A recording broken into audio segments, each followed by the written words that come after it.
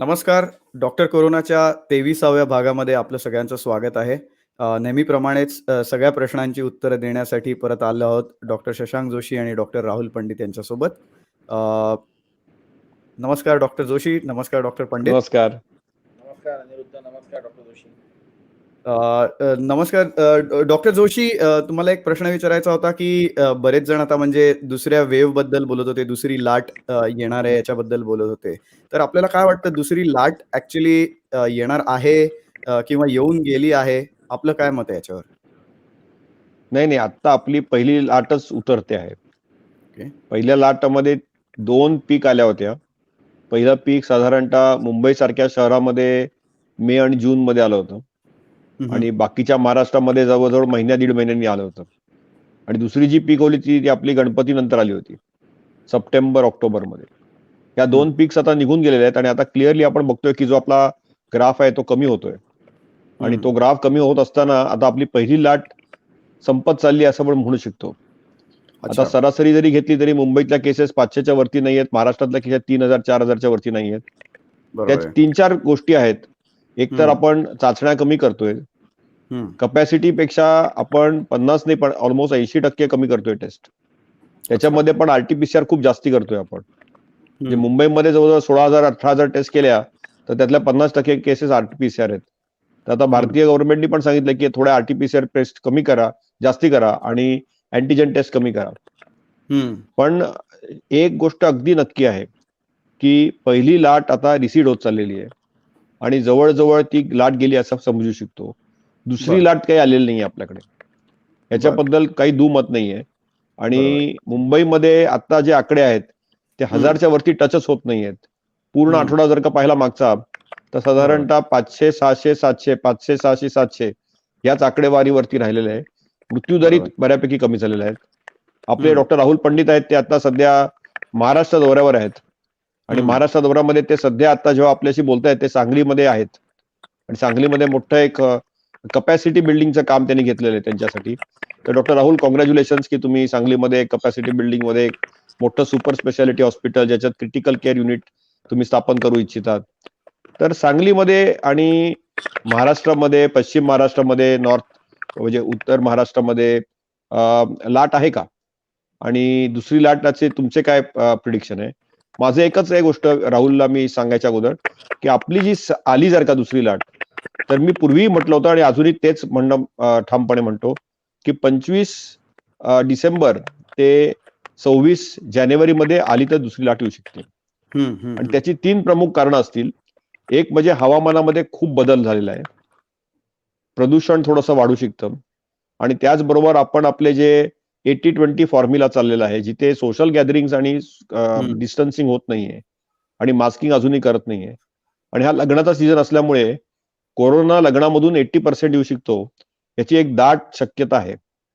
राहुलजी, सांगलीमधून आमच्या शोवर आल्याबद्दल आभारी आहे मी तुमचा. आणि सांगलीमध्ये कोरोनाची काय स्थिती आहे, पश्चिम महाराष्ट्रामध्ये कोरोनाची काय स्थिती आहे आणि राष्ट्रात आणि राज्यात दोघांची जी दुसरी लाटाबद्दल अनिरुद्धचा प्रश्न विचारला होता त्याच्यावर आपलं मनोगत.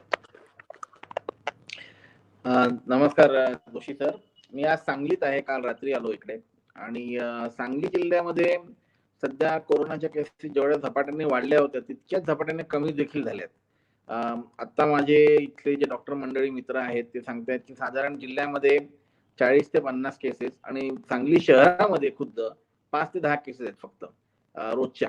आणि ऍक्टिव्ह केसेस पेशंट सुद्धा फार कमी आहेत. 100-150च्या कमी ऍक्टिव्ह केसेस आहेत. बहुतेक लोक आपल्या आपल्या नॉन कोरोना टाइम्सच्या वेळेवर गेलेले आहेत आता in terms of medical practice. आणि मी रस्त्यावर वगैरे बघतोय तर जी आपली जी भीती आहे जोशी साहेब की थोडेफार लोक गाफील झालेत, आता मास्क घालत नाहीयेत, सोशल डिस्टन्सिंग पाळत नाहीयेत. ही गोष्ट मला इकडे हिंडरलँड ऑफ महाराष्ट्रामध्ये येऊन जरा जास्ती जाणवते. इंटिरियर ऑफ महाराष्ट्रामध्ये येऊन जास्ती जाणवते. इथे लोक खरोखर म्हणजे आपल्या नॉर्मल कामासारखे रुजू झालेले आहेत. रेस्टॉरंटमध्ये गर्दी होती काल रात्री आलो तेव्हा. लोकांना मास्क कुठे फार लोक घालत नाहीयेत. इट लुक्स लाईक की पीपल हिअर आर थिंकिंग की आपला कोविड पूर्णपैकी निघालाय गेलाय करून. असेच माझे नागपूरचे जे मित्र आहेत तेही देखील असंच म्हणतायत. मध्ये माझ्याकडे 2 मुलं सोलापूरहून ट्रेनिंगला आली होती. आपले लहाने सर दर 15 दिवसांनी 1-2 एनेस्थेटिस्ट कुठल्या कुठल्या मेडिकल कॉलेजेस आमच्याकडे ट्रेनिंगला पाठवतात. सध्या आमच्याकडे सुद्धा ट्रेनिंग करायला त्यांना फार काही व्हेंटिलेटेड पेशंट नाही आहेत, कारण मुख्यतः ते व्हेंटिलेटेड पेशंट करता येतात. आणि ते सुद्धा म्हणतो की सोलापूरमध्ये देखील आता केसेस फार कमी झालेत करून. त्यामुळे मला एकंदरीत वाटतं की जसं आपण म्हणालात की पूर्ण महाराष्ट्रामध्ये केसेस 3 ते 4 हजाराच्या मध्ये आहेत आणि मुंबईच्या केसेस ज्या आहेत ते 600 ते 700च्या मध्ये केसेस चालू आहेत सध्या. तर आपण नक्कीच ही जी दुसरी लाट आणि जी भीती आहे ती मला वाटतं की सध्या तरी आपण फक्त सतर्क राहणं गरजेचं आहे. आपण काय दुसरी लाट येईल याची काही आपण भीती बाळगून चालणार नाही, परंतु बरोबरच त्याच्याबरोबरच आपण गाफील राहून पण चालणार नाही. तर पहिली लाट का दुसरी लाट का नाही आली ह्याच्याबद्दल माझे थोडेफार विचार आहेत. पहिला विचार म्हणजे की आपण कधीच आपली जी पहिली लाट होती ती कधीच आपण शून्यावर आणून फ्लॅट करू नाही शकलो.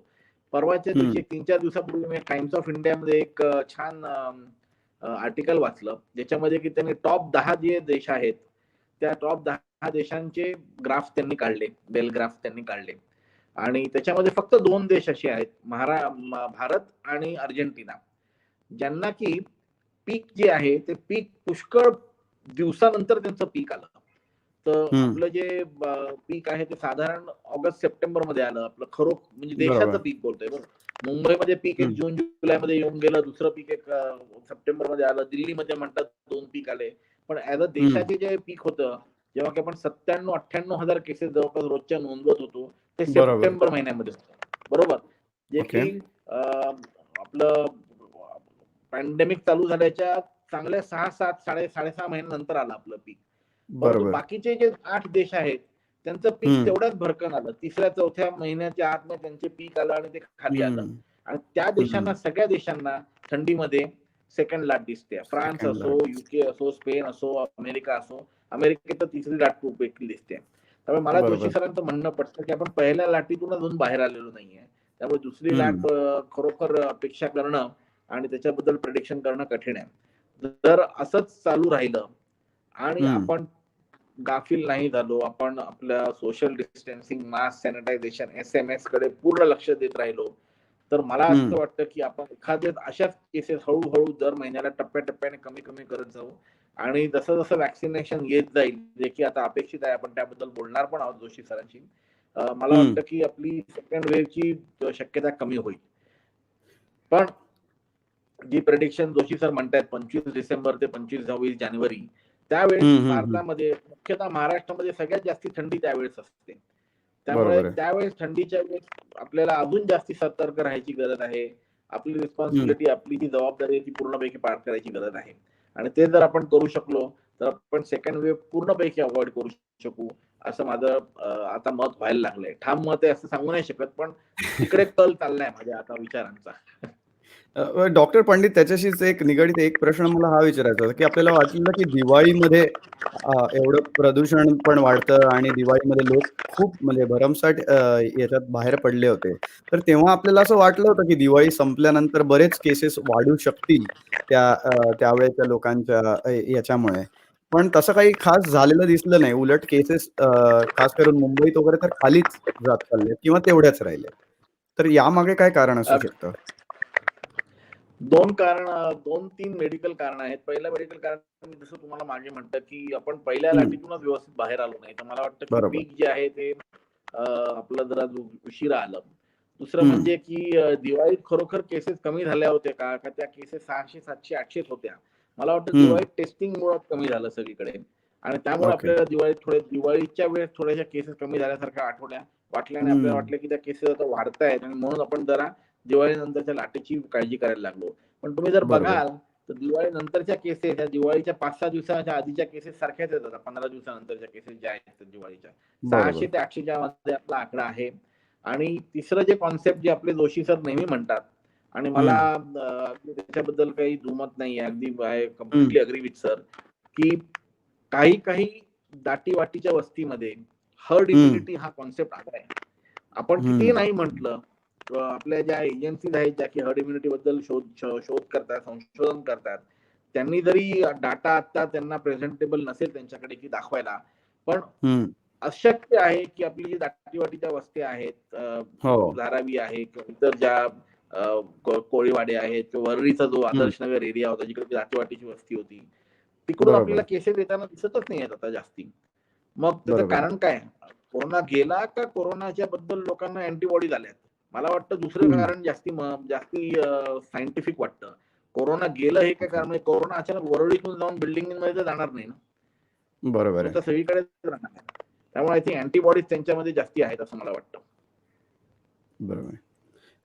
डॉक्टर जोशी, एक प्रश्न याच्याबद्दल होता. कालच एक रिसर्च आलेलं, मला त्याचं नाव आठवत नाहीये, पण महाराष्ट्रामध्ये आणि तेलंगणामध्ये आणि अशा 4 राज्यांमध्ये एक रिसर्च केला गेला होता, की ज्याच्यामध्ये 200 पेशंट्स कडून त्यांनी हे केलं, की व्हायरसचे स्ट्रेन्स कुठले आहेत, आणि त्यांनी त्याच्यात बघितलं, की 19A, 19B, 20A, 20B मधले 19A आणि 19B आता महाराष्ट्रामध्ये नाही आढळले त्या तेवढ्या स्मॉल पेशंट पॉप्युलेशनमध्ये.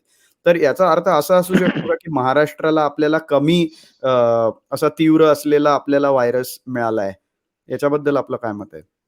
नाही. स्ट्रेन्स किती असले, जरी 100 स्ट्रेन जरी आले, तरी सगळ्या स्ट्रेन्सचा more or less behaviour same आहे. अच्छा. आतापर्यंत आपण जे पाहिलंय, फक्त त्याचा जो व्हिरुलन्स आहे तो थोडासा कमी झालेला आहे. ओके. याच्याबद्दल दुमत नाहीये. आणि बरोबर. दुसरं म्हणजे मी डॉक्टर पंडितांची पूर्ण सहभाग आहे, की आता दाटीवाटीच्या जागेमध्ये थोडाफार जो प्रादुर्भाव आहे तो कमी झालेला आहे. कारण तिथे जी प्रतिकार शक्ती आहे लोकांची ती वाढलेली आहे. त्यांच्या ओके. शरीरामध्ये फक्त अँटीबॉडी जरी निगेटिव्ह असल्या, तरी त्यांचा जो टी सेल इम्युन रिस्पॉन्स आहे, म्हणजे काय झालेलं आहे, की व्हायरस रेकॉग्नाइज करतात. आणि बरोबर. आता असा एक फर्टाईल टाइम आहे, थंडीचं वातावरण आहे, थोडं हो. प्रदूषण आहे. लोकांनी दिवाळी नंतर आपल्याला 1, 2, 3 आठवड्यानंतर आपण एक पीक एक्सपेक्ट केली होती. तर बरोबर. ती आलेली नाहीये. मृत्यूदरही कमी राहिलेला आहे.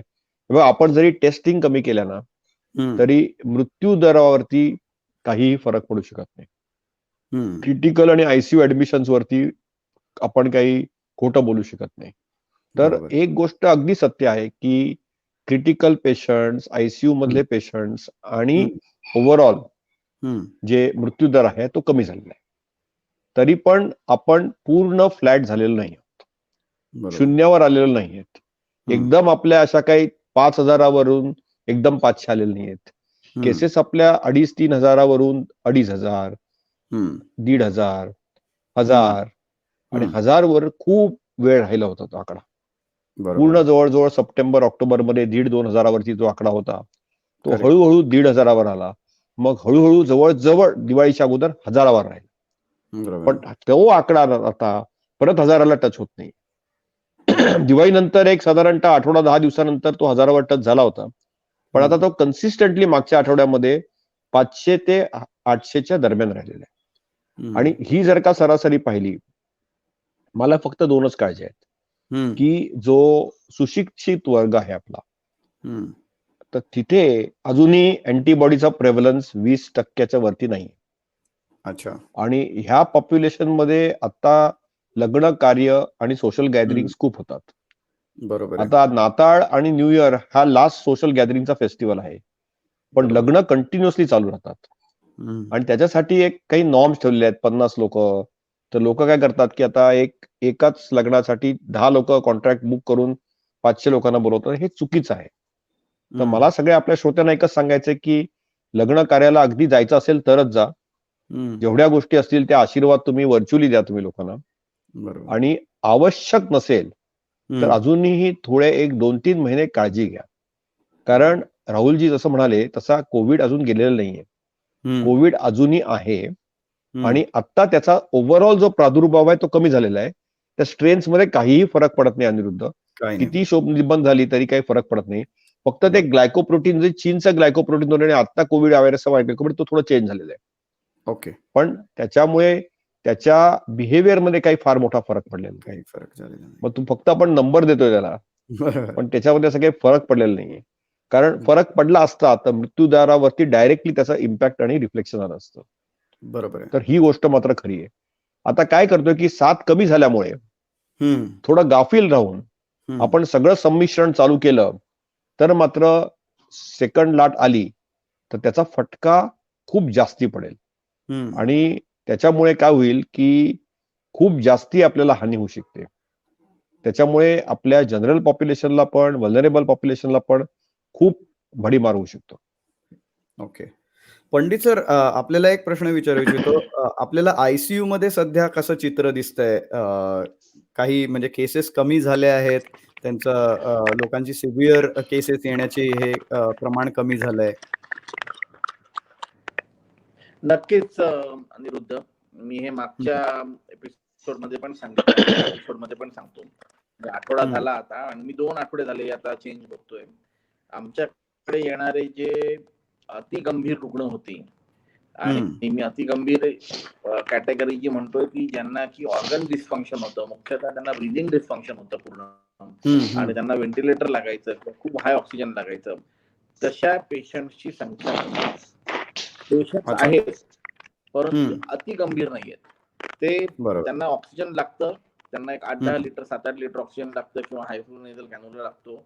परंतु जेवढं व्हेंटिलेटरवर जाण्याचं प्रमाण होतं पूर्वी किंवा जेवढं हं. झपाट्याने त्यांना व्हेंटिलेटर लागायचं, ते नक्कीच स्लो बरोबर. डाऊन झालंय आणि हे मी पूर्ण मुंबईभर बघतोय. म्हणजे जेवढे पण माझे कलीग्स आहेत, ते सगळे म्हणतात की बरोबर. व्हेंटिलेटरचे पेशंट कमी झालेत नक्कीच. आणि हं. बाकी जर प्रमाण जर बघाल तुम्ही, तर हं. अर्थातच जिकडे 2000 पेशंट येत होते, तिकडे आता हं. 700 पेशंटच आहेत शहरामध्ये. आणि आपल्याला माहिती आहे बरोबर. सरासरी 10 ते 15% पेशंटलाच ऍडमिशन लागते. म्हणजे आपण 100 पेशंट रोजचे ऍडमिट करतो आहोत, साधारण असं धरू शकतो मुंबईभरामध्ये. बाकीचे बरोबर. पेशंट आपण नाही ऍडमिट करत आहोत फार. तर त्यातले पण जर आपण 100 पैकी समजा 20-30% जरी आयसीयूचे म्हटले, तर प्रत्येक हॉस्पिटलला 1-2 आयसीयू ऍडमिशन येत आहेत, ज्या की आमच्याकडे पण दिसतात. रोजच्या 1-2 आयसीयू ऍडमिशन येत आहेत. एक काळ असा होता ओके. की मला 10 ते 15 ऍडमिशनची रोजची रिक्वेस्ट मिळायचं. यायची आयसीयू करता. बरोबर. ती आता हं. बरीच कमी झाली आहे. 1 ते 2 आयसीयू ओके. पेशंटची बेड बेड रिक्वेस्ट फार फार तर 3 एखाद दिवस. बहुतांश अच्छा. वेळा 1-2 पेशंट आम्ही रोजचे घेतो आता आयसीयू मध्ये. ओके. आणि देणाऱ्या त्याच्या अजून एक प्रश्न म्हणजे देणाऱ्या औषधांमध्ये किंवा काही ट्रीटमेंट प्रोटोकॉलमध्ये काही बदल झालाय का? आपण तेच औषधं देतोय जी आपण 1 महिन्यापूर्वी देत होतो साधारण? हा म्हणजे तुमचा प्रश्न जो नवीन औषध आहे त्याच्यावर निगडीत नवीन आहे, औषध. आधारून येस. आहे का तुम्ही सध्याच्या औषधांच्या बद्दल विचारता? तर सध्याच्या औषधांबद्दल हं. जर म्हणायचं झालं तर अर्थातच जे माइल्ड केसेस आहेत आणि जे की बाहेर आम्ही ओपीडी बेसिसवर ट्रीट करू शकतो. तर पहिल्या सिम्प्टम्सच्या पहिल्या 3 ते 4 दिवसात आले तर आम्ही अजून पण माझं तरी ड्रग ऑफ चॉईस फॅव्हिपिराविर आहे. पहिल्या 3 ते 4 दिवसात आले तर.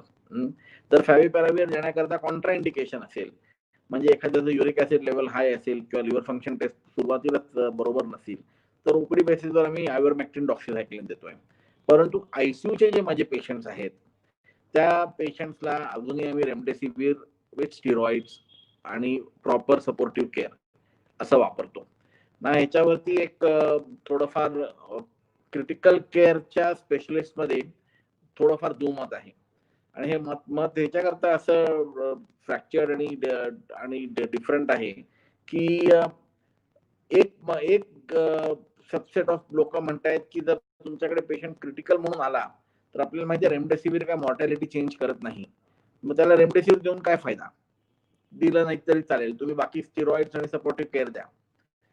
आणि त्यांचं म्हणणं आहे की तुम्ही उलट रेमडेसिवीर तेव्हा वापरा जेव्हा तो क्रिटिकलच्या दिशेने जातोय असं तुम्हाला क्लिनिकली वाटतं. म्हणजे माइल्ड टू मॉडरेट असेल तर तुम्ही त्याला रेमडेसिवीर वापरा, म्हणजे त्याला क्रिटिकलकडे जाऊ देऊ नका. आता दोन्हीचं काही प्रमाण कुठल्याही शोध पत्रिकेत दिसून आलेलं नाही, कुठल्याही रिसर्च पेपरमध्ये दिसून आलेलं नाही. आपल्याला एवढं माहिती आहे नक्की की रेमडेसिवीर जे आहे ते व्हायरस रिप्लिकेशन आणि आणि निगेटिव्हिटी पटकन आणतं. म्हणजे पेशंट लवकर व्हायरस मधून मुक्त होतो हे आपल्याला माहिती आहे रेमडेसिवीरच्या ट्रायल्स मधून. परंतु ते काही मॉर्टॅलिटी इम्प्रुव्हमेंट मध्ये अजून ट्रान्सलेट झालेलं नाही. आणि त्यामुळे हे रेमडेसिवीर औषधावर चालू आहे. दुसरं जे औषध तुम्ही मला म्हणालात नवीन वालं, त्याच्याबद्दल मी आणि जोशी सर मध्ये आम्ही टास्क फोर्स मध्येही बोललो आणि त्याचं नाव आहे मॉलिनुपिराविर. आणि हे जे आहे ते ओरल टॅबलेट आहे. आणि ही ओरल टॅबलेट अजून म्हणजे रिसर्च मोड मध्ये आहे ते. आणि रिसर्च मोड म्हणून ते अजून जनरल पब्लिकला वापरण्याकरता सुद्धा अजून कुठल्याच देशात परमिशन नाहीये. त्यामुळे त्याच्याबद्दल ह्याच्यापेक्षा जास्ती डोस माहिती नाही, फ्रिक्वेन्सी माहिती नाही, हे सगळं काहीच माहिती नाहीये. पण जोशी सर त्यांच्याकडे रिसर्च मोडची मागे माहिती होती, कारण टास्क फोर्सवर डॉक्टर श्रीवास्तव आणि डॉक्टर जोशी त्याच्याबद्दल बोलले होते. तर सर तुमचं काय मत आहे या नवीन औषधाबद्दल? औषध आहे ना राहुलजी, तुम्ही म्हणाला ते अमेरिकेतलं फॅव्हिपिराविर आहे. कारण त्याची जी मेकॅनिझम ऑफ ऍक्शन आहे 24 तासामध्ये ते व्हायरसला शून्य करतं. तर व्हायरल क्लिअरन्स मध्ये थोड्याफार प्रमाणामध्ये पोटंट फॅव्हिपिराव्हिर आहे असं आपण म्हणू शकतो. कारण मेकॅनिझम ऑफ ऍक्शन अगदी सेम आहे. म्हणजे त्याचे जे ऍक्शन होते ती सिमिलर होते. आणि राहुलजी म्हणाले तसं आता सध्या जे कोविड केअर मध्ये रुग्ण येतात तर प्रिन्सिपल असं आहे की पहिल्या दिवसापासून तातडीने ट्रीटमेंट चालू ओके. करावी. डॉक्टरांशी संपर्क ठेवून जितक्या लवकर औषध घेता येईल तेवढं करावं. हिट हार्ड हिट अर्ली म्हणजे लवकरात लवकर अंगावर न काढता वैद्यकीय सल्ल्याने औषध घ्यावं. बरोबर. जर का घरी असाल तर पहिल्या 48 तासात किंवा 72 तासात फॅव्हिपिराव्हिर घेतलं, व्हायरल लोड जास्ती असेल तर त्याचा अतिशय चांगला फायदा होतो. जसे जसे दिवस जातील 5 दिवसानंतर, 7 दिवसानंतर, 10 दिवसानंतर हळूहळू त्याचा इफेक्ट जो असतो तो निघून जातो. कारण तुम्हाला माहिती आहे की 9 दिवसानंतर व्हायरस रेप्लिकेट होत नाही. डॉक्टर राहुल प्रीतनी क्रिटिकल केअरचे सोसायटीचे ते उपाध्यक्ष आहेत पूर्ण भारतातले. आणि त्यांनी सांगितलं की रेमडेसिवीर पण पहिल्या 9 दिवसामध्ये दिला तर खूप फायदा होतो. उशिरा देऊन फायदा होत नाही. आणि जितक्या अर्ली स्टेजमध्ये आपण देऊ रेमडेसिवीर, हॉस्पिटलमध्ये गेला की लगेच रेमडेसिवीर द्यावं. त्याचं कारण असं आहे आणि योग्य त्याच पेशंटला द्यावं, सगळ्यांना याची गरज नाही. त्याचं कारण एकच, ज्यांना ऑक्सिजन लागतं, जिथे आपण स्टिरॉइड वापरतो तिथे जर का रेमडेसिवीर दिलं तर आपली रिकव्हरी फास्ट होते, व्हायरल क्लिअरन्स फास्ट होतो आणि मग हॉस्पिटलमध्ये आपल्याला कमी काळ राहावं लागतं. म्हणजे जर का 5 दिवस हॉस्पिटलमध्ये राहणार असू तर आपण 4 दिवस राहू, आयसीयू मध्ये 3 दिवस राहणार असू तर 2 दिवस राहू. मग खर्चही कमी होतो, पेशंटची रिकव्हरी फास्ट होतोय आणि ओव्हरऑल वेलबिंगही बरं राहतं. तर हे फायदे आहेत रेमडेसिवीरचे. त्याच्यामुळे जीव वाचतो असं अजिबात नाहीये, ते तर अगदी आता पूर्ण क्लिअर झालेलं आहे. तर राहुलजींनी समोर सांगितलं तसंच सांगणं. अजून एक गोष्ट आहे की प्लाझ्मा, त्याच्यावरती पण खूप दुमत आहेत लोकांची. बरोबर. हो. जितक्या लवकर तुम्ही प्लाझ्मा वापराल, हॉस्पिटलमध्ये गेल्यानंतर ताबडतोब जर का प्लाझ्मा घेतला तर त्याचा मॅक्झिमम इम्पॅक्ट आणि इफेक्ट राहू शकतो. जितक्या ओके. उशिरा तुम्ही प्लाझ्मा वापराल तितका त्याचा फायदा होत नाही. लेट स्टेजमध्ये फक्त स्टिरॉइड चालतं. आणि राहुलजी म्हणाले तसं पालथं पडणं आणि सपोर्टिव्ह केअर, हाय फ्लो नेझल कॅन्युला आणि व्हेंटिलेटर, एक्मो ह्याच गोष्टी राहतात. बरोबर आहे. आपल्याला अजून एक प्रश्न विचारायचा होता लसींबद्दल. आता लस आज फायझरची म्हणतात की उद्यापासून 24 तासांमध्ये अमेरिकेने क्लिअर केली आहे, अमेरिकेच्या एफडीएने. तर भारतासाठी त्याचं कितपत हे आहे, आपल्याकडे ती येऊ शकेलही का? आणि आपल्याला म्हणजे बरेच जण आधी म्हणालेत की ते -70 डिग्रीज असल्यामुळे ते खूप कठीण आहे वगैरे. पण तरी आपलं मत काय आहे याच्याबद्दल, फायझरच्या व्हॅक्सिनबद्दल? आता तुम्ही जर का लसीबद्दल पूर्ण जर का गेल्या बरोबर. 9 महिन्यामध्ये बघितलं तर फायझरच्या लसीचं नाव 2 महिन्यापूर्वी कोणीच घेत नव्हतं. बरोबर. सगळेजण फक्त ऑक्सफर्ड लसीच्याच पाठी लागले होते. आणि हो. सगळ्यांना वाटलं होतं की ऑक्सफर्डची लस येईल किंवा रशियाची लस येईल. आणि त्याच्यानंतर त्यांनी जेव्हा डेटा पब्लिश केला मोठ्या मोठ्या जर्नल्समध्ये आणि 95% एफिकसी दाखवली, तेव्हा मात्र सगळ्यांना वाटलं की आता फायझरची लस आली. आणि पाठवून ते पुढे गेले. त्यांनी खूप सायंटिफिकली त्याच्यात रिसर्च करून mRNA प्लॅटफॉर्म आहे तो. आणि त्या mRNA प्लॅटफॉर्मवरती फायझर, मॉडर्ना आणि इंडियामध्ये एक कंपनी आहे पुण्याला जेनोवा, या तिघांनीही mRNA प्लॅटफॉर्म मध्ये काम करायला सुरू केलं.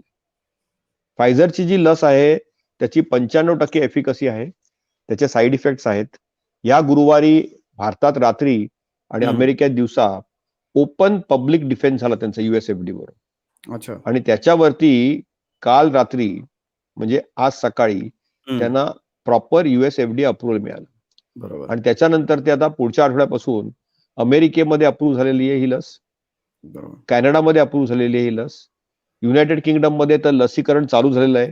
त्याचे थोडे एक्सपिरियन्सेस राहुलजीचे मित्र आहेत तिकडे, त्यांनी घेतलेल्या लसींचं पण ते सांगतील. आणि ओके. बहरीनमध्ये ही लस अप्रूव्ह झालेली आहे. तर 4 ठिकाणी ही लस अप्रूव्ह झालेली आहे.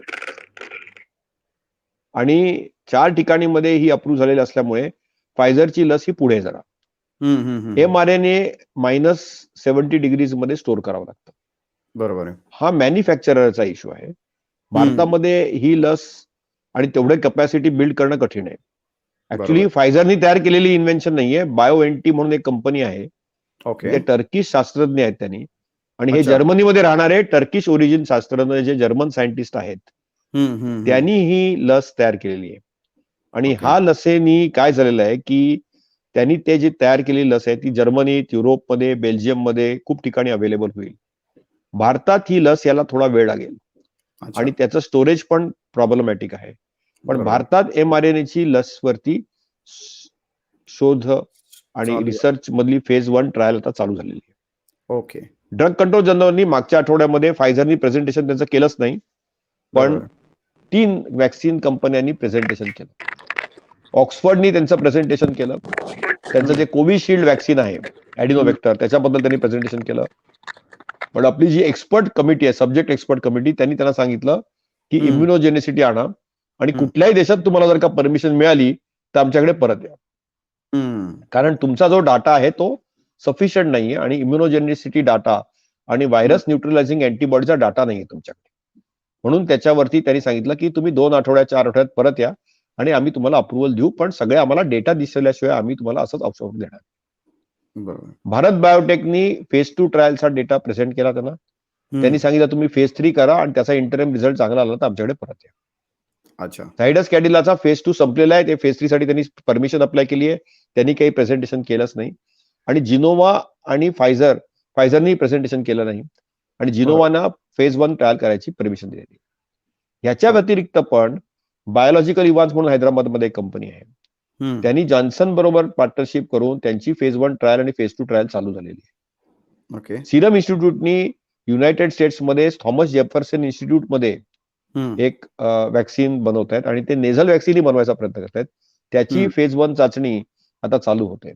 तर वॅक्सिनच्या चाचण्या आणि रिसर्च मोडमध्ये आहात.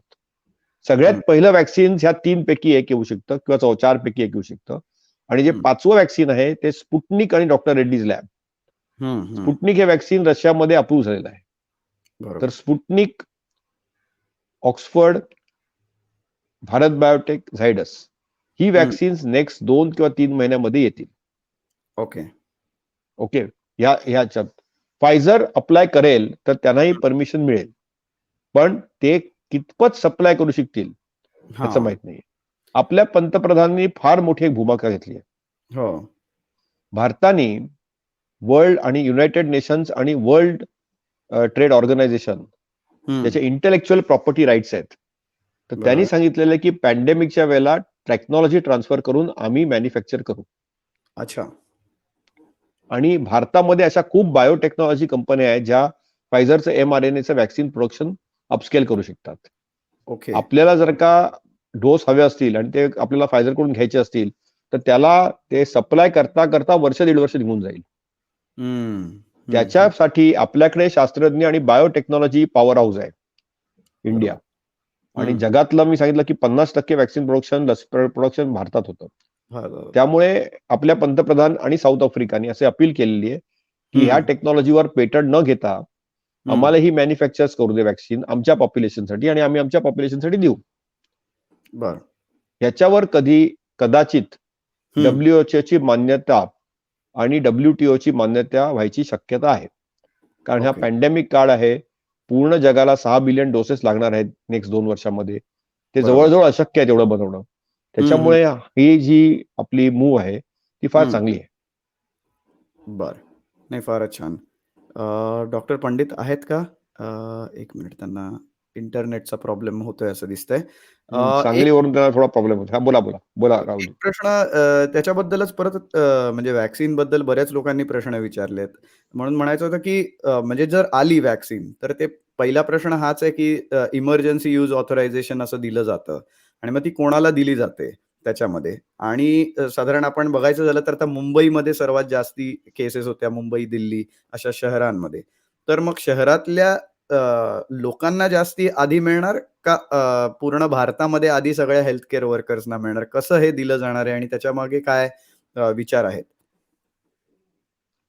तर त्याचे एक हायरार्कियल ऑर्डर आता राहुलजी आलेले आहेत आपल्याकडे, तर राहुलजींचं ओपिनियन घेऊ. हायरार्कियल ऑर्डर केलेली आहे की health care workers, Covid care frontline workers आणि स्पेशल वल्नरेबल ग्रुप्स, एज आणि कोमॉर्बिडिटीज ह्या प्रायोरिटीने आपण वॅक्सिन देणार आहोत. आणि जेव्हा एक हर्ड इम्युनिटीचा क्रिटिकल मास होईल, म्हणजे पूर्ण पॉप्युलेशन मध्ये साधारणतः 60-70% लोकांना वॅक्सिनेशन मिळून जाईल, मग आपली एक हर्ड इम्युनिटीची क्रिटिकल थ्रेशोल्ड आला की मग आपण वॅक्सिन प्रोग्राम थांबवू शकतो. तर राहुलजी 3 गोष्टी मला तुम्हाला विचारायच्या आहेत. पहिली गोष्ट म्हणजे तुमचं मत काय आहे ह्या वेगवेगळ्या वॅक्सिन्स बद्दल? तर तुमच्या खूप कलिग्स आणि क्रिटिकल केअर स्पेशलिस्ट जे युके मध्ये स्थायिक आहेत, त्यांनी वॅक्सिन घेतलं पण आहे आता. त्यांचं काय मत आहे? आणि तिसरी गोष्ट म्हणजे तुम्हाला काय वाटतं की भारतामध्ये वॅक्सिन्स कधीपर्यंत येतील? मला वाटतं सर भारतामध्ये वॅक्सिन्स फार पटकन येणार आहे. म्हणजे मला वाटतं काही आठवड्यांमध्ये आपल्याकडे वॅक्सिनची परमिशन येईल असं मला दिसतंय. कुठलं वॅक्सिन घ्यायचं याच्यात जसं आत्ताचं जे फायझरचं वॅक्सिन आहे ते mRNA बेस्ड वॅक्सिन आहे, मेसेंजर आरएनए बेस्ड वॅक्सिन आहे. दुसरं जे आपण ऑक्सफर्डचं वॅक्सिन म्हणतो ते वेक्टर बॉर्न वॅक्सिन आहे. तर काही थोडंफार टाइम टेस्टेड आहे कारण त्याचे आपले झिका, इबोला, डेंगी हे व्हायरसेसचे वॅक्सिन त्या टेक्नॉलॉजीने बनवलेले आहेत. त्यानंतर काही लाईव्ह अटेन्युएटेड वॅक्सिन आहेत. लाईव्ह अटेन्युएटेड वॅक्सिन मध्ये जसं की एक जंतू जो कोरोना आहे तो घ्यायचा आणि त्याची जी तीव्रता आहे ती एकदम कमी करून टाकायची, लाईव्ह पण त्याची तीव्रता कमी करून टाकायची. म्हणजे ते जे वॅक्सिन जेव्हा आपण देतो त्यावेळेस एकदम सौम्य, एकदम माइल्ड असा तुम्हाला सिम्पटम्स येतात आणि तुमच्या याच्यामध्ये अँटीबॉडीज निर्माण होतात. ते वेगळ्या वेगळ्या पद्धतीने अँटीबॉडीज निर्माण करण्याच्या या सगळ्या टेक्निक्स आहेत. पण ह्याच्यामध्ये सगळ्यात महत्वाची गोष्ट म्हणजे प्रत्येक वॅक्सिनचा जो प्रोड्युसर आहे तो हे बघतोय की याच्यामध्ये न्यूट्रलायझिंग अँटीबॉडीज निर्माण व्हाव्या. आयजीएन नाही, आयजीजी न्यूट्रलायझिंग अँटीबॉडीजचं प्रमाण जास्ती असावं. म्हणजे ह्या पेशंट्सला आणि सॉरी पेशंट्स नाही, त्या व्यक्तीला आपल्याला प्रोटेक्शन व्हायरस पासून देता येईल करून. ओके, तर मला वाटतं सगळ्यात जे वॅक्सिन ऑफ द वर्ल्ड म्हटलं जातं, वॅक्सिन ऑफ द वर्ल्ड म्हटलं जाते कारण ते अफोर्डेबल असणार आहे आणि आपले जे भारताची जी सिरम इन्स्टिट्यूट आहे ते लोक फार मास प्रोडक्शन करू शकणार आहेत त्याचं. ते म्हणजे ऑक्सफर्डचं जे वॅक्सिन आहे आपल्याला जे मिळणार आहे, ज्यांनी की अदर पुनावालाजींच्या कंपनी बरोबर ज्यांनी की टाय अप केलेला आहे आपलं. आणि मला वाटतं त्याच्या vaccine that vaccine got to be the one जे की आपल्याला सगळ्यात जास्त भारतीयांना मिळेल. माझे बरेचसे कलिग्स गेल्या 3 दिवसापासून 4 दिवसापासून रादर युके मध्ये वॅक्सिनेट होत आहेत. काहींनी आपले व्हॉट्सअपवर वॅक्सिन घेतानाचे फोटो सुद्धा पाठवले आणि बरेचसे लोक ट्रस्ट मध्ये असे आहेत की ट्रस्ट म्हणजे तिकडच्या न्यू NHS ट्रस्ट हॉस्पिटल्स मध्ये काम करतात. त्यांच्या ट्रस्ट सेटअप झालेले आहेत वॅक्सिनेशन हब आणि त्यांना सगळ्यांना वॅक्सिन दिलं जाते. तर बहुतेक लोकांचं म्हणणं असे की पहिल्या 6 ते 8 तासानंतर त्यांना सौम्य असं थोडासा ताप येतोय, माइल्ड लो ग्रेड फीवर येतोय, जो की एक पॅरासिटामॉल किंवा नुसतं झोपले तरी तो बरा होतो एक 6-8 तासानंतर पुढे. त्यानंतर त्यांना दुसरं काही सिम्पटम दिसत नाहीये. हा जो आहे तो इंजेक्शनचा जो हात आहे, दंड जो आहे तो थोडासा फ्लू शॉट घेण्याची फार पद्धत आहे मध्ये. तर फ्लू शॉटच्या कंपॅरिझन मध्ये थोडासा जास्ती जड होतोय तो हात, थोडासा जास्ती दुखतोय, परंतु त्याच्या व्यतिरिक्त त्यांना कुठलंच सिम्पटम्स बाकीचं जाणवलं नाहीये. अर्थात आता 3-4 दिवस झाले आहेत आणि आपल्याला थोडंफार वॅक्सिनला अजून वेळ द्यावा लागेल आणि फार कमी लोकांना आता वॅक्सिनेट झालंय. पण UK NHS is going to vaccinate maximum number of people. आता थोड्या दिवसांमध्ये, थोड्या महिन्यांमध्ये बहुतेक ते पूर्ण त्यांची पॉप्युलेशन कव्हर करतील कारण त्यांनी पूर्ण पॉप्युलेशनला पुरेल असे प्रायमरी डोस आणि बुस्टर डोस दोन्ही त्यांनी ऑलरेडी विकत घेतलेले आहेत फायझर कडून. मला वाटतं की UK will be the first country to have the maximum immunisation. आपल्याकडे मला असं वाटतं वॅक्सिन करताना जसं जोशी सरांनी सांगितलं की पहिले हेल्थ केअर वर्कर्स, मग फ्रंटलाईन वर्कर्स, मग पेशंट ज्यांना की कोमॉर्बिडिटीज आहे आणि त्यांचं वय 60च्या वर आहे असे राहतील. अर्थात ऑर्डर मध्ये मला काहीच प्रश्न नाहीये, काहीच वाद नाहीये त्याच्यामध्ये. अशीच ऑर्डर असावी आणि थोडीफार मागे पुढे झाली तरी त्याला काही म्हणजे थोडीफार कोणी सायंटिफिकली मागे पुढे केली तरी त्याच्यात काही वाद नाहीये. परंतु मला असं वाटतं की आपल्याकडे आधार कार्डचा इतका प्रचंड डाटा आहे आणि जर मला माहिती आहे की माझ्या आधार कार्डवर आज समजा 10 लाख डॉक्टर नोंदलेले आहेत, तर माझं वॅक्सिन मुंबईमध्ये अमुक बॅच मध्ये अमुक नंबरची वायल राहुल अलोट केली आधार कार्डच्या डाटा पाठवलं पाहिजे सर. म्हणजे ते वॅक्सिनची जी आहे देण्याची जी आपल्याला काळजी वाटते कोण कसं कोणाला देईल ते काही प्रॉब्लेम मध्ये येणार नाही. म्हणजे मला माहिती पडेल की माझं वॅक्सिन, उदाहरण देतो, जे रुग्णालयामध्ये माझं वॅक्सिन आलेलं आहे, I have to go there, माझं आधार कार्ड प्रोड्यूस करायचं, माझं वॅक्सिन घ्यायचं, परत यायचं. आपल्याला तेवढी मेहनत करावीच लागेल. दार पोचतं घर पोचतं वॅक्सिन येणार नाही आपल्याला थोडं तर करावं लागेल, आपल्याला जावं लागेल. आता आपण काय म्हणतो, मध्ये एक पेपर वाचला की इलेक्शन प्रोसेस सारखं वॅक्सिन दिलं जाणार, करायला लागेल. इलेक्शनची आपली एवढी टाइम टेस्टेड प्रोसेस आहे बरोबर आहे. म्हणजे जिल्ह्यामध्ये छोट्या छोट्या कसब्यांमध्ये गावांमध्ये सुद्धा इलेक्शनची आपण चांगल्यापैकी प्रोसेस करू शकतो. तर त्या बरोबर आहे. प्रोसेसच्या मेहनतीने आपण हे करणार आहोत. पण जिल्ह्यावर किंवा गावागावावर गेलात तरी हे जे आहे ते पल्स पोलिओ सारखे ड्रॉप्स नाही आहेत की कोणीही टाकू शकेल. त्याला एक इंजेक्शन देणारा व्यक्ती पाहिजे ज्याला की थोडंफार माहिती आहे त्याच्याबद्दल. बरोबर. त्यामुळे मला वाटतं की ही इलेक्शनच्या प्रोसेसवर आधार कार्डची पण जर प्रोसेस आपण ठेवली ती तर बरं होईल. हं, हं. नाहीतर मग मला बोटाला शाई लावायला लागेल व्हॅक्सिन घेतल्यानंतर. बरोबर. फारच छान. डॉक्टर जोशी, आपल्याला एक प्रश्न विचारायचा होता. तो साऊथ कोरियामधून एका आलेल्या रिसर्चच्या याच्यावरती होता. म्हणजे एक कुठल्यातरी रेस्टॉरंटमध्ये साधारणपणे क्लोज्ड रेस्टॉरंटमध्ये साधारण 20 फुटांवरून देखील लोकांना प्रादुर्भाव झाला होता फक्त 5 मिनिटाच्या याच्यामध्ये. तर आता त्याच्यावरती असा एक म्हणजे कॉन्ट्रोव्हर्शियल हे झालं, की आपण इतके दिवस आपण सांगतोय, की 6 फूट दूर म्हणजे ठीक आहे आणि ऑफकोर्स व्हेंटिलेशन बद्दल तर आपण बोलतो. तर त्याच्याबद्दल आपलं काय मत आहे? कोविड अप्रोप्रिएट बिहेवियर आणि अनिरुद्धजी तुम्हाला जर का ती स्लाइड हो. दाखवता आली तर आपल्याला खूप बरं वाटेल. आणि कोविड अप्रोप्रिएट बिहेवियरमध्ये पुअरली व्हेंटिलेटेड एन्व्हायरमेंट आणि एअर कंडिशनिंग डक्ट ह्याच्यातून कोविड स्प्रेड होऊ शकतो. तर त्याच्यासाठी तुम्हाला 2 गोष्टी अतिशय महत्वाच्या आहेत. पहिली गोष्ट म्हणजे की आपण ओव्हर क्राउडेड एन्व्हायरमेंट आणि पुअरली व्हेंटिलेटेड जागेमध्ये जाऊ नये. आणि तिथे त्या रेस्टॉरंटमध्ये जो प्रादुर्भाव झाला तो त्यांच्या सेंट्रल एअर कंडिशनिंग डक्टमध्ये मुळे झाला. बरोबर. कित्येक वेळेला आपण रेस्टॉरंटमध्ये जातो तिथे त्यांनी काही एक्झॉस्ट फॅन लावलेले नसतात हं, आणि हं, त्या हं. एअर कंडिशनर डक्ट्स मधून मग कोरोनाचा प्रादुर्भाव होतो. तर हं. अजूनही 5 गोष्टी आहेत. मास्क लावा, सॅनिटायझेशन करा, डिस्टन्सिंग ठेवा, क्राउडेड एन्व्हायरमेंटमध्ये जाऊ नका आणि पुअरली व्हेंटिलेटेड स्पेसमध्ये जाऊ नका. एअर हं. कंडिशन जर का अप्रोप्रिएट नसेल तर त्या डक्ट मधून ट्रान्समिशन होऊ शकतं. ओके. ओके. सो त्याच्यामुळे ते स्प्रेड होऊ शकतं. डॉक्टर पंडित? एक मिनिट हां. डॉक्टर पंडित, शेवटचा एक प्रश्न आपल्याला आहे, की लोक आता एकमेकांना भेटण्यासाठी म्हणजे एकमेकांच्या घरी वगैरे जाऊ इच्छितात. तर घरामध्ये बसताना एक म्हणजे अगदी सामान्य माणसाच्या याच्यानी प्रश्न विचारतो, की घरात बसताना सर 2 सोफ्यावरती बसलेत, 2 खुर्चीवरती बसलेत. तर त्यावेळेलाही म्हणजे मास्क घालून लोकांनी बसणं तेवढंच गरजेचं आहे का? खिडक्या वगैरे उघड्या ठेवल्या असतील तरी, 8 फूट दूर असतील तरी? आपण जर आपले जे कुटुंब आहे, इमिडिएट कुटुंब, त्याच्यात जर बरोबर. आपण बाहेर जाणार असू कोणालाही भेटायला, तर हं, मास्क हं. घालणं अनिवार्य आहे. पिरियड. ओके, त्याच्या पुढे काही ओके. डिस्कशनच नकोय आपल्याला. बरोबर. घरातल्या घरात देखील आता जसं हं, माझ्यासारखे माणसं जे की रोज हं. हॉस्पिटलला जात आहेत, रोज कोविडचे पेशंट बघतायत. घरातल्या बरोबर. घरात देखील मी माझ्या बाकीच्या कुटुंबियांपेक्षा बऱ्यापैकी सोशल डिस्टन्सिंग पाळतो. पहिले 6 बरोबर. महिने तुम्ही मास्क देखील घातले जेव्हा त्यांच्याशी बोलायला येतो तेव्हा घरातल्या घरात सुद्धा. आता ते बरोबर. हळूहळू कमी झालंय. मी कबूल करतो हां, त्याच्यात माझा सुद्धा थोडाफार गाफीलपणा झालाय. परंतु हां. हळूहळू कमी झालंय आणि आता घरातल्या घरात मी काही मास्क घालत नाही एवढा.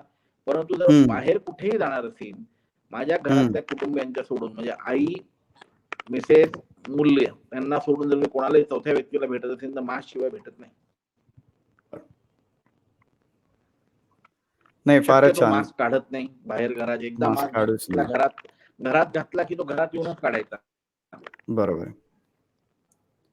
शेवटचा प्रश्न तोच प्रश्न विचारेन आणि डॉक्टर जोशी आपल्याला, की हां, प्रश्न असा होता, की आता बरेच जण एकमेकांच्या घरी भेटायला जात आहेत. तर त्याच्यामध्ये असं बऱ्याचदा म्हणजे आता असा प्रश्न आला, की आता जे इंटरव्ह्यूज वगैरे बघितले जातो आता आपण. तर बरेच जण एक 10 फूट दूर खुर्च्या ठेवून बसलेले आहेत विथआऊट मास्क. तर तसं लोकांना भेटायला जाताना त्यांच्या घरी बिना मास्कचं बसलं तर चालेल का? डॉक्टर पंडित आता म्हणाले, की नाही म्हणजे तुमच्या फॅमिली खेरीज जर दुसरं कोणी असेल तर मास्क तुम्ही घातलंच पाहिजे. तर 2-3 गोष्टी याच्यात लक्षात घेतल्या पाहिजेत. बरोबर. छोटे spread, mini spread, large spread, small spread, masking कुठेही जा तुम्ही मास्किंग करणं महत्वाचं आहे. ओके. घरी जर का गेला तर जेवताना मास्क घालता येत नाही, तर जेवताना मात्र लोकांनी पाळीपाळीने जेवावं किंवा ओके. लांब जेवावं. कारण हं. जेवायच्या वेळेला आपण सगळे एकत्र येतो. जर का हं, आपण डिस्टन्स ठेवून जेवलो तर फरक पडतो. हं, पहिली गोष्ट. हं. दुसरी गोष्ट म्हणजे की आपण जसे डॉक्टर पंडित म्हणाले, घरी बोलताना मास्क घालावा. बाहेरचा जो माणूस येतो त्याच्यावर बोलताना मास्क घालावा. ही थोडीशी एक प्रिकॉशन आहे. तिसरी गोष्ट म्हणजे घरच्या खिडक्या उघडाव्यात, थोडी सर्क्युलेशन ठेवावी, थोडं एक्झॉस्ट फॅन ठेवावा. हे तितकंच महत्वाचं आहे. नाही तर तीच एअर परत परत सर्क्युलेट होत राहिली तर खूप फरक पडू शकतो. तर मास्किंग हे मॅन्डेटरी आहे. अजूनही मी सांगतो की कितीही चांगली लस आली तरी मास्किंग थांबणार नाहीये. 2021-2022 मध्ये आपल्याला मास्किंग चालूच ठेवावं लागणार. तुम्ही जर का आशिया खंड पाहिला, जपान पाहिलं, थायलंड पाहिलं, जर का व्हिएटनाम पाहिलं, तर तिथे मास्किंग हे आपल्या खूप वर्षापूर्वी गेले 30-40 वर्ष मास्किंग हे त्यांच्या कल्चरमध्ये आहे. त्यामुळे पुरा मास्किंग ह्याच्यावर सगळ्यात जास्ती भर द्यावा लागेल. मास्किंग नंतर मात्र डिस्टन्सिंग, सॅनिटायझेशन, क्राऊडेड एन्व्हायरमेंट्स आणि पोअरली व्हेंटिलेटेड स्पेसेसवर कॉन्सन्ट्रेट करणार नाही. आणि आता त्याच्यावरती थोडं भडीमार होणार आहे व्हॅक्सिनचा. व्हॅक्सिनसाठी पण साईड इफेक्टसाठी अजिबात घाबरू नका. जेव्हा आपली वेळ तेव्हा व्हॅक्सिन घ्या. जरी तुम्हाला कोरोना झाला असेल तरीही व्हॅक्सिन घ्यावे लागणार आहे तुम्हाला. तुम्हाला असं वाटतंय की कोरोनामुळे आपल्याला प्रतिकार शक्ती झालेली आहे, कारण व्हॅक्सिन मधून जे डबल बुस्टिंग होतं ती मात्र प्रतिकार शक्ती कोरोनाच्या एका आजाराने होत नाही. अच्छा. आणि आपल्याला परत परत कोरोना नकोय. त्याच्यामुळे आपल्याला मास्किंग आणि व्हॅक्सिन या दोन्ही गोष्टींची गरज आहे. फारच छान. डॉक्टर जोशी, डॉक्टर पंडित, नेहमीप्रमाणेच धन्यवाद. डॉक्टर पंडित, आपण सांगलीवरून एवढ्या आम्हाला जॉईन झालात आणि सगळ्या प्रश्नांची उत्तरं दिलीत. फारच धन्यवाद आणि परत पुन्हा एकदा भेटू पुढच्या शनिवारी. धन्यवाद. नमस्कार. Thank you so much. आपण पूर्ण सांगलीवरून गेलात आलात आणि आपण अभिनंदन करतो. आपल्या सांगली टीमचं अभिनंदन करतो. आपण असंच यशस्वी करा. राहुलजींची मनोकामना आहे की पूर्ण महाराष्ट्रामध्ये प्रत्येक लहान ठिकाणी आयसीयू आणि क्रिटिकल केअरचे सेटअप त्यांना एस्टॅब्लिश करायचे. त्यांची ही मिशन क्रिटिकल केअर जी आहे त्याला आपल्या 1MD थ्रू आम्ही सगळ्या बेस्ट विशेस देतो राहुलजी. आणि नमस्कार. नमस्कार.